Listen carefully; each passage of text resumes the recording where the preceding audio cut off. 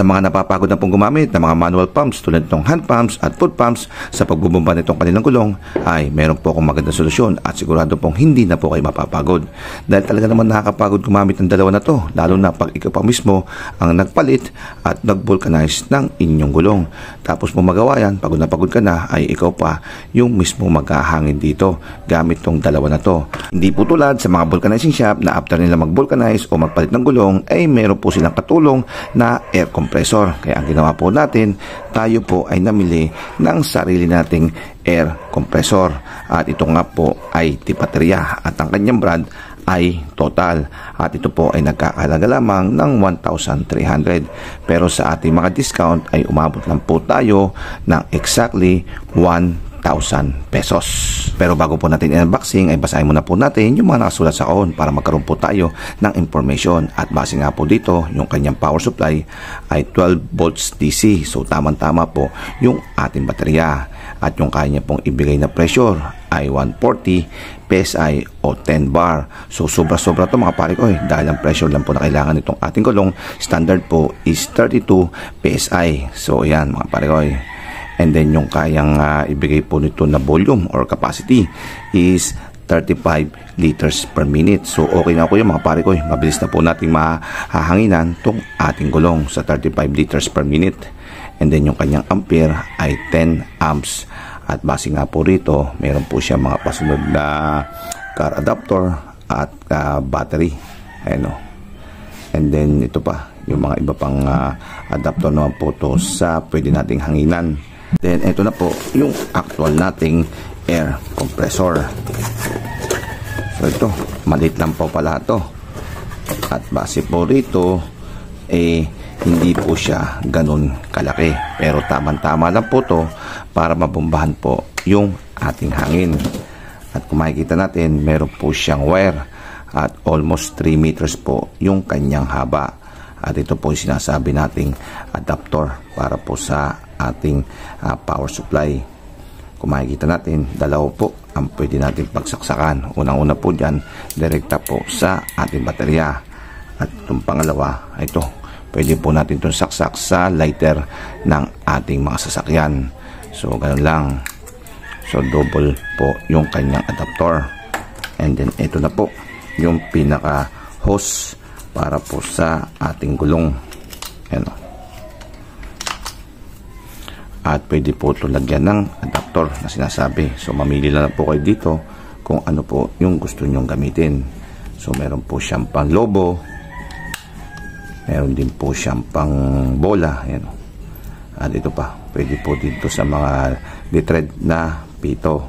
So yan po yung kanyang pasunod na adapter para po sa gusto nyong bombahan. Dito naman po sa harap ay meron po siyang on and off switch. So very good po ito mga pare ko dahil yung iba po nating nagamit na pambumban tulad dito ay wala pong on and off switch. At tatanggalin nyo lang po yung power supply at doon pa lang po siya mamamatay. So bad po yun, hindi po siya maganda. So ito maganda to dahil meron po siyang on and off switch. And then meron po siyang ilaw. Pag madilim po yung paligid, ito pwede nyo po siya magamit as source ng liwanag kasi meron nga po siyang built-in na ilaw. At ito yung kanyang pressure gauge, up to 150 PSI. Dahil ang kiniklaim po nitong pambomba na to, siya daw po ay may kakayahang na magbomba ng 140 PSI. And then yung kanya naman build, makikita natin, ito po ay made of plastic. Ayan. At ito naman po ay made of metal. Maaari ito aluminum. At kasi meron po siyang heatsink ko dahil dinidisperse niya yung init. Kumbaga meron po siyang cooling system kahit papaano dahil meron nga po siya nito. And then ano pa, so wala na, yun lang mga pare ko At itong kanyang hose, magandang klase din po at hindi siya basta-basta masisira yung kanyang datingan. At ito yung kanyang pansaksak sa ating pito. So good, very good din mga pare ko at magandang klase din. At kung gusto nyo nga po itong palitan, ito, pwede nyo pong gumamit ng ganito. At ito po yung iti-thread natin dito sa ating, ganyan lang po pag-a-adapt po, mga pare ko. Then ito rin, pwede natin gumamit ito. Basta adapt lang itong adapt, pasok na lang pasok. Pag ang bubomba mo naman ay lobo, o yan naman yung mga pang swimming pool nyo, itong ang ating adapter. And then pag ang gagamitin naman natin ay ang ating bola, ayan, ito naman po sa mga bola yung kanyang adapter. So yung mga pare ko at all goods na po to, at ilang beses ko na rin po to nagamit at matibay naman po yung kanyang pagka-build at quality dahil meron po siyang brand na mapagkakatiwalaan na Total. Paggamit naman po, ang payo ko po sa inyo ay basahin nyo muna po yung kanyang manual at nandito po lahat kung paano po siya gamitin at yung mga babala po sa kanya upang hindi po siya masira. At ito, binasa na po natin to, kaya alam na alam po natin.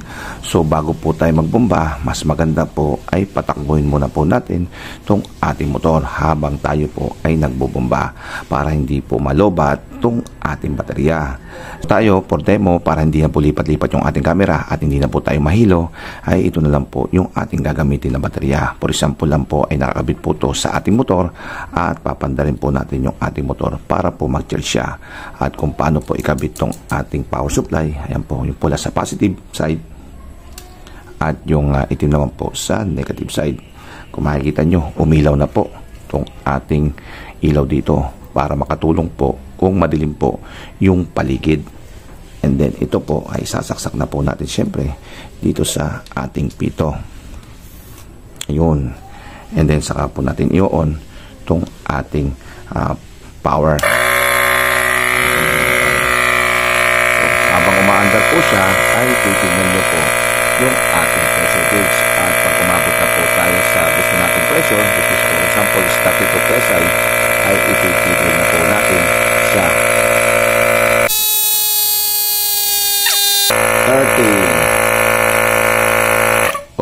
32 PSI po mga pare ko So okay na po to. Yun. At tanggalin na po natin yung ating power supply at bago po natin to itago ay hayaan muna po natin siya munang lumamig bago po natin siyang ilagay sa ating lalagyan. Nakita nyo po mga pare ko, hindi po tayo napagod. Di po tulad nung ito po yung ginagamit natin, yung foot pump. Ayan, pagod na pagod po tayo. Pero dito, chill-chill lang po tayo at wala man lang pong isang pawis na pumatak sa aking noo. So ito mga pare ko, ang ating verdict po dito, ang ating review ay positive po yung ating feedback.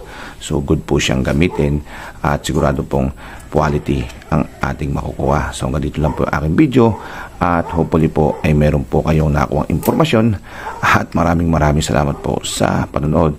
So paalam sa inyo mga pare ko at bubabaan ko pa po ang iba pa nating motorsiklo. So paalam!